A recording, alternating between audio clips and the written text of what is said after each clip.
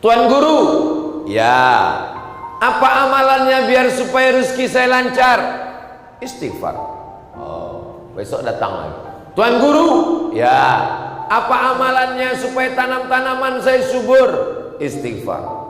Oh, besok datang lagi. Tuan Guru, ya. Apa amalannya supaya istri saya hamil punya anak? Istighfar. Nampaknya Tuan Guru ini nggak ada amalan lain kecuali istighfar. Padahal yang ngomong begitu bukan Tuan Guru. Ayat Al-Quran. Faqultu astaghfiru rabbakum innahu kana ghaffara. Beristighfarlah kepada Allah, maka Allah akan mengampuni dosamu. Setelah itu, yursilis samaa'a 'alaikum midrara, akan diturunkannya hujan.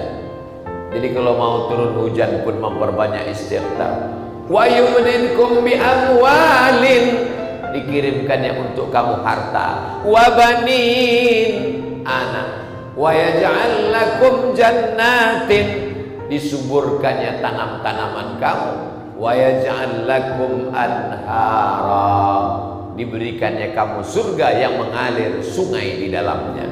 6. Keutamaan istighfar. 3 ditambah dalam hadis. 9 yang disebutkan dalam Quran dan Sunnah Rasulullah Sallallahu Alaihi Wasallam.